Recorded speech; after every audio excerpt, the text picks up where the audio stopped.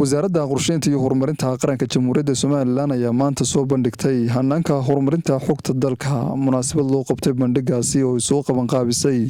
waaxda dhexe ee statistikada ee wasaaradda qorsheynta iyo horumarinta qaranka Soomaaliland ayaa waxaa ka soo qayb galay wasiir ku-xigeenka wasaaradda qorsheynta iyo horumarinta qaranka Soomaaliland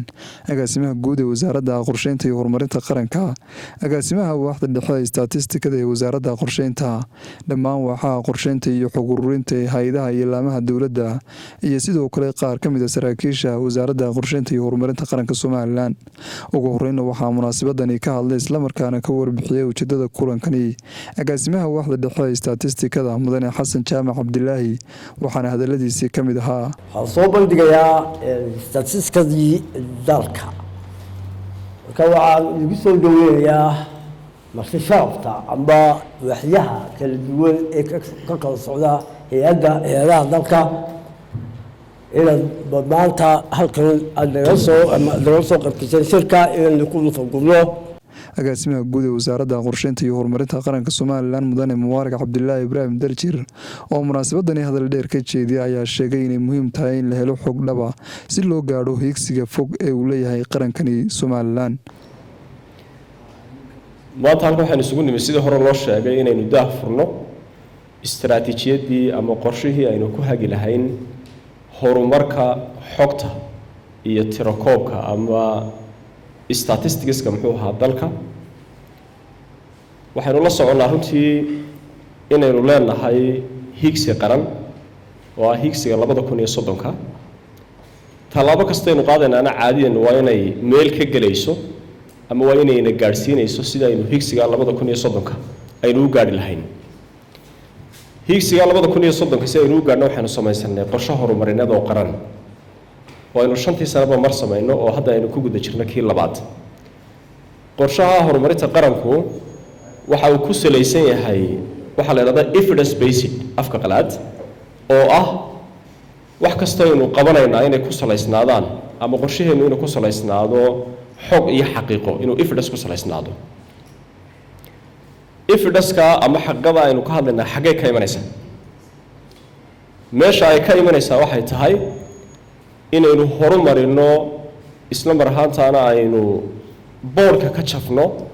hanaankii inoo saamixi lahaa inaynu xog dhammaystiran inaynu helno oo ku saabsan arrimaha maamulka arrimaha dhaqaalaha arrimaha deegaanka arrimaha dadka iyo muxuu ahaa populationka dhinac kasta oo bulshada ah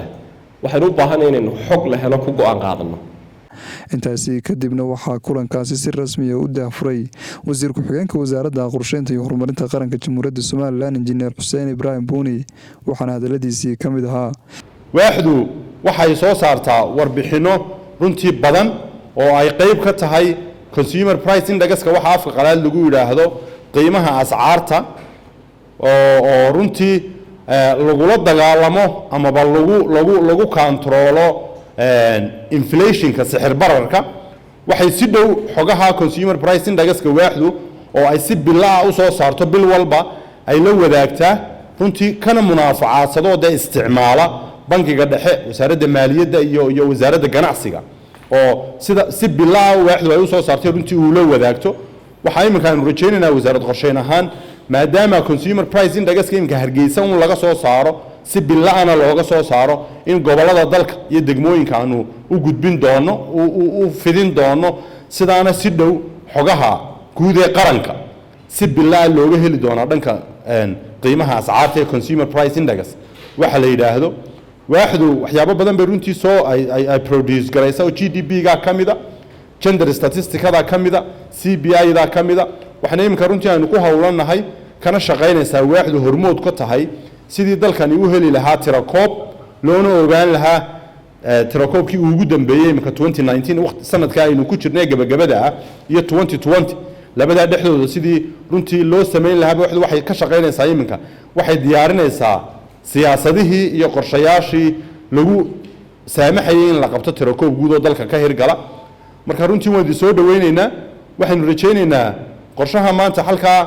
statistikada aynu ku bandhigaynaa inuu ilaahay ka yeelo aynu ilaahayna ka baryo inuu ilaahay ka yeelo mid guud oo qaranka anfaca dadka anfaca soona saara xogo lagu go'aan qaadan karo maxaa yeelay wax kastoo talaabo kastoo la qaadaya waxay u baahan tahay in xog laga hayo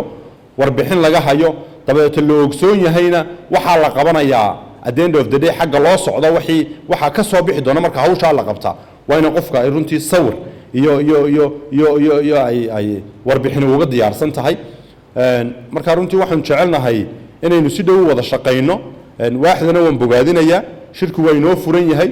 gacmaha aynu isqabsanno si dhowna u wada shaqayno xagga xogisa siintana aynu si dhow oo tiimoognimo ku jirto aynu xogaha isku siinayno xogahana ku kala qaadano